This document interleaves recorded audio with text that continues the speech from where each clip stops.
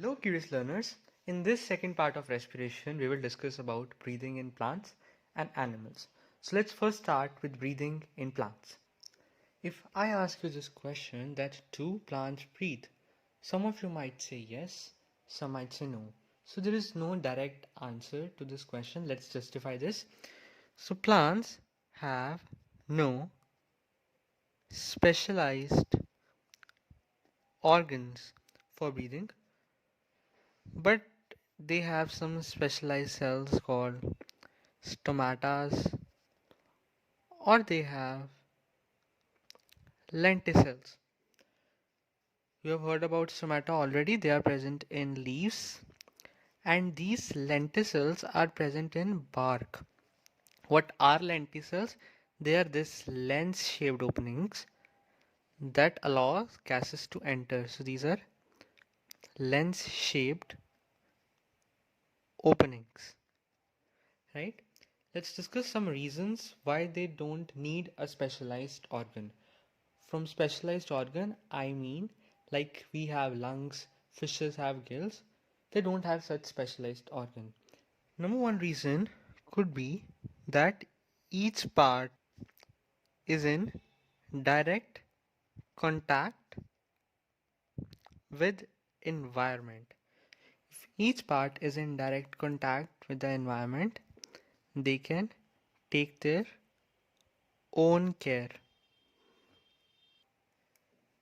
This is possible because there is loose packing of cells in a tissue that forms intercellular spaces. So they don't need specialized organ because of this. Second reason could be that they respire at low rate. Why I'm saying this? Because they don't need so much energy like us. We move and we have to even maintain our body temperature. So all those processes are energy expensive. So plants don't require that much high amount of energy. So they don't respire at very high rates. They rather respire at lower rates, and hence no specialized organ needed. So in a nutshell, gaseous exchange is occurring by the process of diffusion. Even roots breathe using air present in the soil by diffusion. And the direction of diffusion depends upon two factors that is mentioned in NCERT, that is number one, environmental conditions, and number two is the requirement of cells. So if a cell requires more oxygen, it directly takes from environment as it is in contact with the environment, and hence diffusion can occur directly. There is another concept that I would like to discuss here only, that is relation between respiration and photosynthesis. When we will discuss this topic, you will understand what we mean by requirement here. And environment also. Let's make three cases. Number one is bright light, number two is dim light, and number three is darkness. What happens in bright light? There will be, of course, photosynthesis occurring. Now, for photosynthesis, the carbon dioxide will be taken from the atmosphere, right? And during photosynthesis, what will be produced? There will be production of nothing but oxygen. As photosynthesis high, so some of the oxygen will be released out and some will be used in the respiration. As respiration require oxygen, I already told you. Now during this respiration, there will be production of carbon dioxide.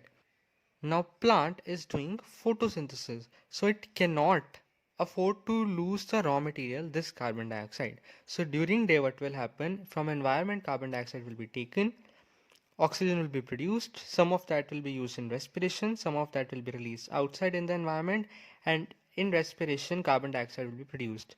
But no CO2 is released. Right? So in bright light, plants filter the air. That's how these two work together. Now, what happens in dim light? In dim light, photosynthesis and respiration occurs almost at same rate. So, in photosynthesis, there will be production of oxygen. This oxygen will be used in respiration, and in respiration, carbon dioxide will be released, and this released carbon dioxide will be used in photosynthesis. So nothing is taken from the environment and nothing is released into the environment as they are occurring in same rates. Now in darkness, what happens? Will there be photosynthesis? There will be no photosynthesis in darkness. So for respiration, oxygen will also be taken from the environment and carbon dioxide will also be released into the environment. That is how respiration and photosynthesis are related. Let's discuss about breathing structure in animals. So we have to discuss some animals. Number one is amoeba. Amoeba is not exactly an animal. It is a unicellular organism. So the exchange of gases or diffusion occurs by surface of the cell. Number two we can discuss about is fish. So fish breathe through gills.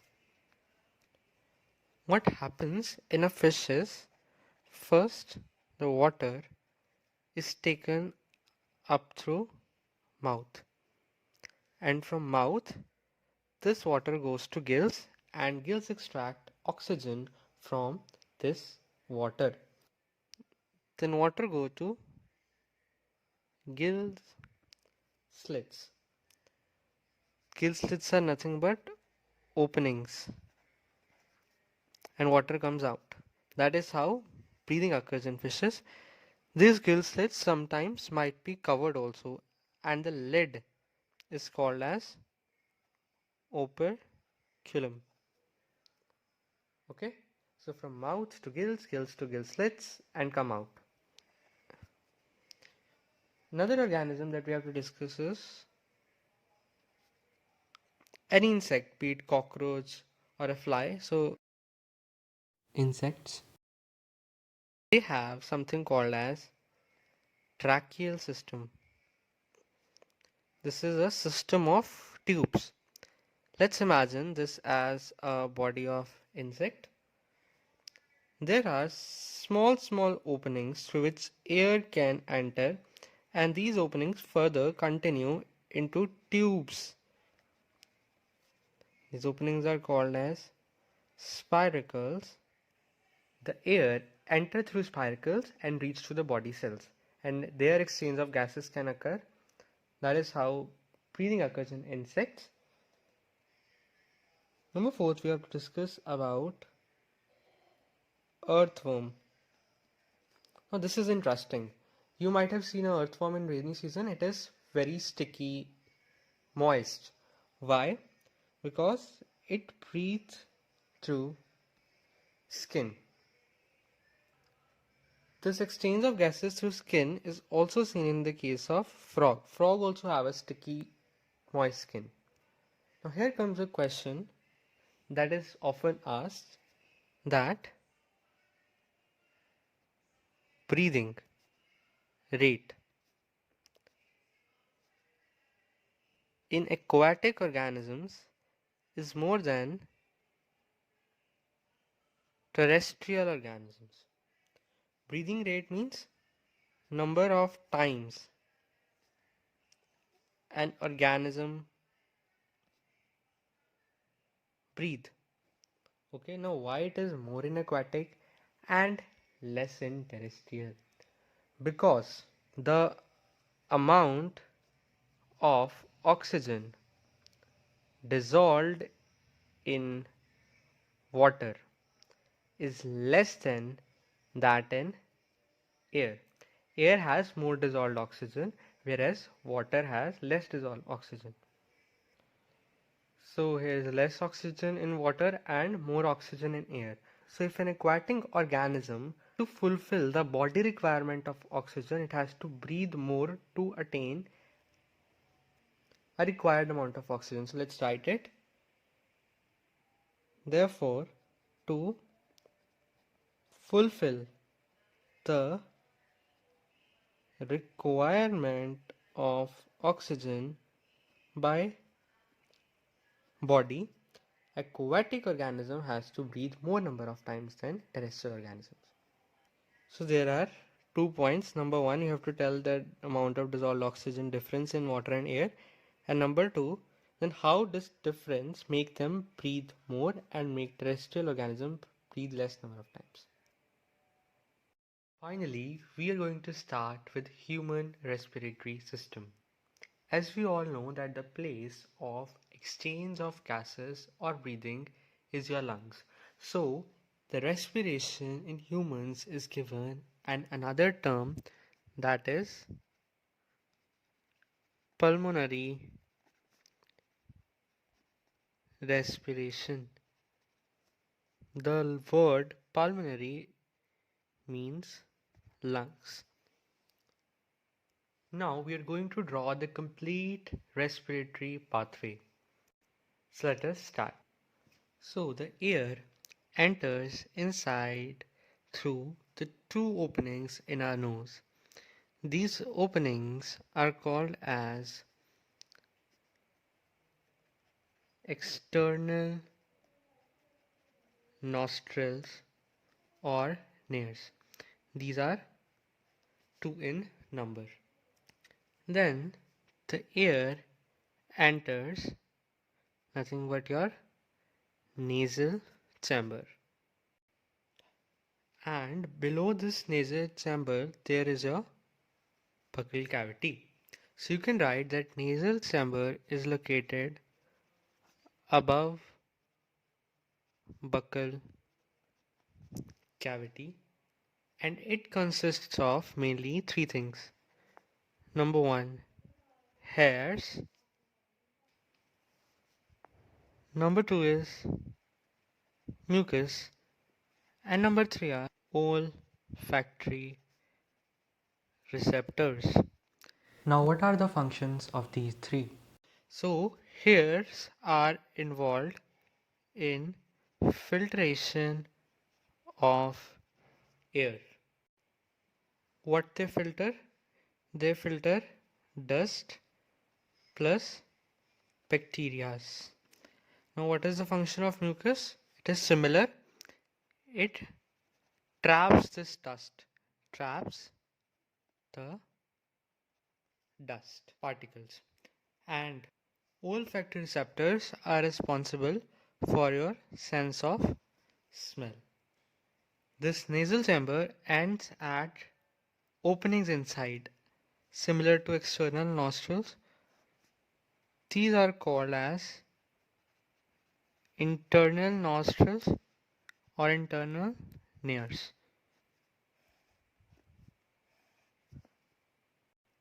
The next part where the air goes is pharynx.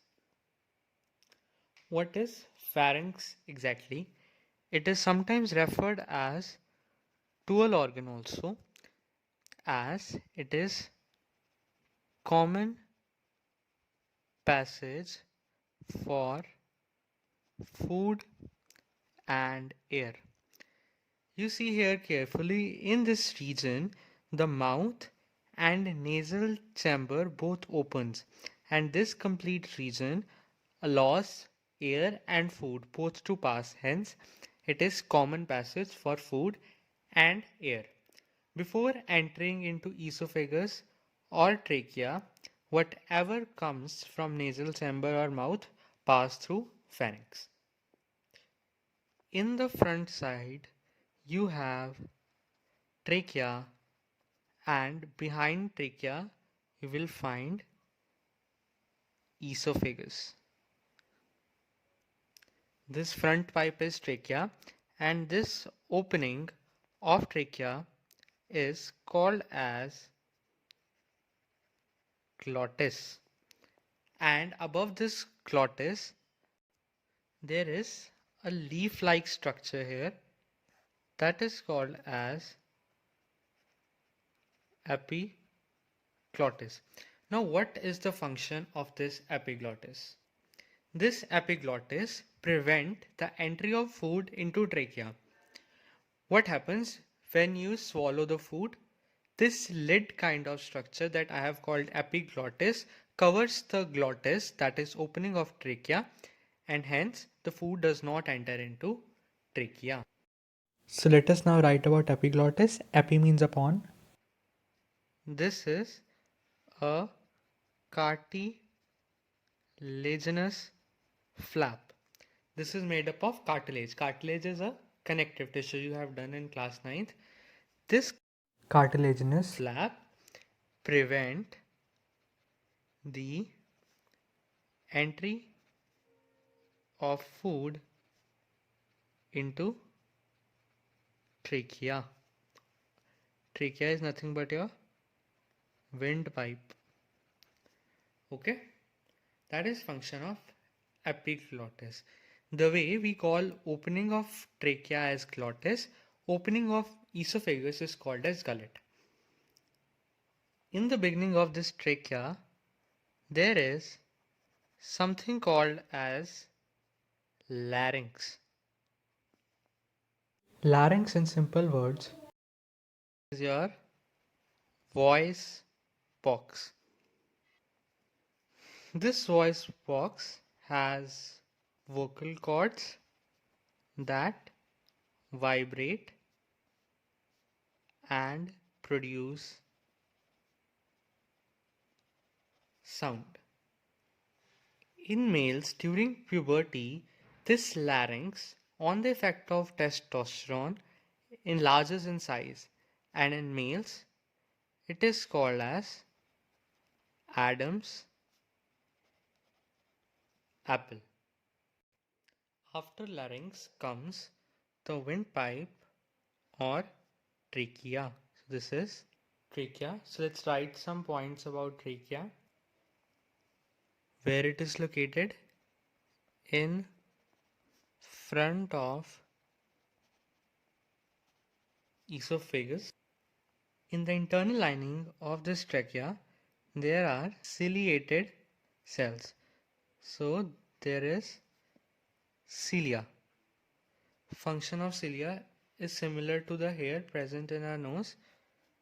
What it do is, it remove germs plus dust particles from inhaled air. All cilia move in same direction to remove dust. Another point about trachea is it has C-shaped cartilaginous rings. These C-shaped cartilaginous rings are something like this.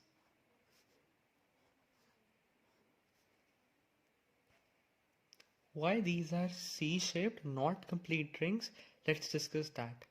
Because if you swallow a large amount of food, and that large amount of food while moving down through esophagus can get stuck here due to these rings in trachea.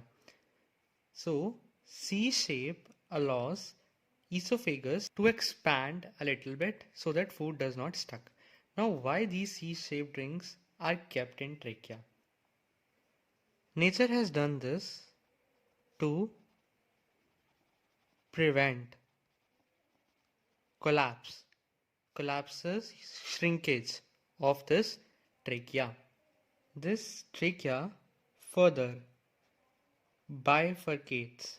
Bifurcates means divides into two primary bronchus, or you can only say bronchi. Bronchi is plural of bronchus. These two I have drawn here are primary bronchi. The cartilaginous rings that we saw in trachea also continue here, okay? These go up to initial bronchioles. Let's label bronchus. This is a left primary bronchus. Why I have written it left? This is my right hand, but I have written this left because these are not your lungs. You are seeing someone else's lungs. the person standing in front of you will have this as the left side. Okay, so this is left and this is right when we draw any diagram in biology. Then there are further divisions. Let me show you how. For example, this will divide like this. This will be secondary bronchus. Then they will further divide like this. That will be tertiary bronchus. Then there will be bronchioles, primary bronchioles, then similarly secondary bronchioles, tertiary bronchioles, and this fills your whole lungs. This way, this fills the whole lungs. Let me draw here also. So primary bronchus, secondary bronchus, then you have tertiary bronchus, then bronchioles, and it keeps on dividing. This symbol is used for primary. I hope you know this. So I have filled the lungs with bronchus and bronchioles. Let me write it here. This primary bronchus will be followed by secondary bronchus. Then after secondary bronchus, there will be tertiary bronchus.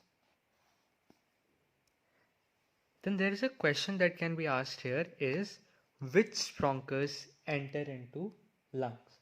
So it is the primary bronchus that enter into lungs. See this, these are entering into lungs. I have made rings here also. Okay. After bronchus comes bronchioles. Bronchioles will also be primary, secondary, tertiary, so I am writing just bronchioles. Then these bronchioles will terminate means end into structures called as alveoli. These balloon-like structures that I am drawing are alveoli. Let me label this also. Alveoli are very important structures.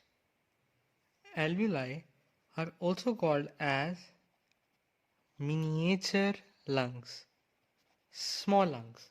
Why?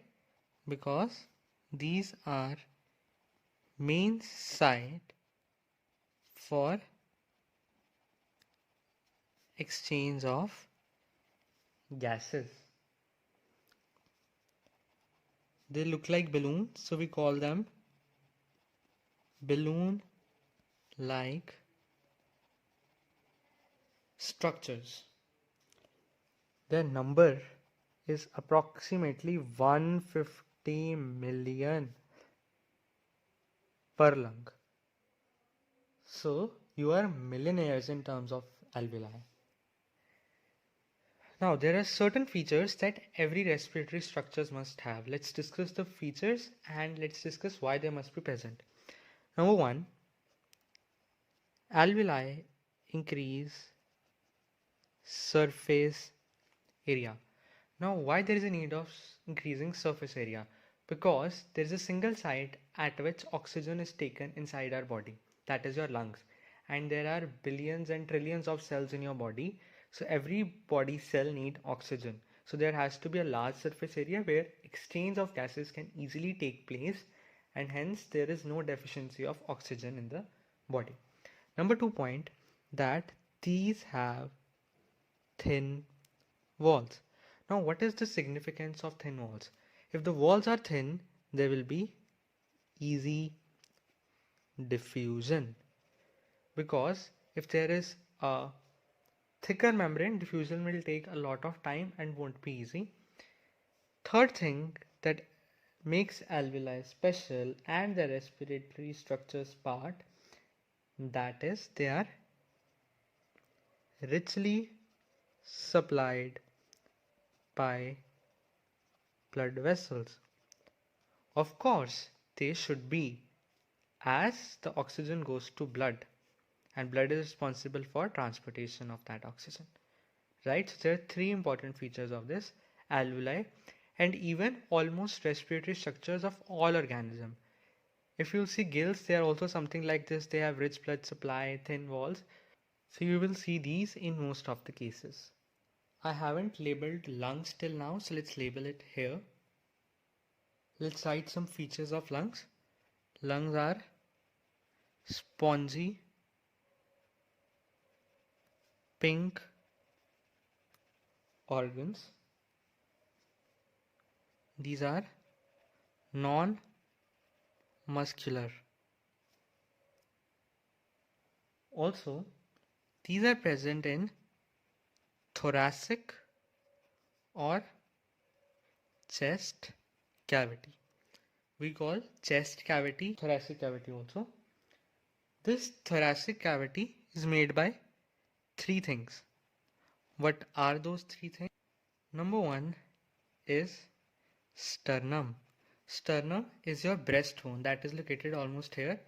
Then ribs and then vertebrae. These together form thoracic cage, rib cage. Okay. Now these lungs lie on a dome-shaped structure. It is not flat, it is dome-shaped. This structure is called as diaphragm. Let me write it here. Diaphragm is a dome-shaped structure. It is muscular and it separates thoracic and abdominal cavity. So this region above diaphragm is called as thoracic cavity, and below diaphragm they will find stomach, liver, that is your abdominal cavity. Let me clear some locations. So here, this you can see this depression. This depression accommodates heart here, right? So I can just draw it like this. So here you have your heart, slightly in left lung. Then here you'll find liver. Okay, so you'll find liver here, and of course the esophagus will pass through this diaphragm, making an hole, making a puncture here, and will open into stomach here. Okay, there will be stomach. That is all about our respiratory system. We will discuss transport of gases and mechanism of breathing in our next video. That's it for now. Do mention your suggestions in the comment section. Like, share and subscribe. Thank you.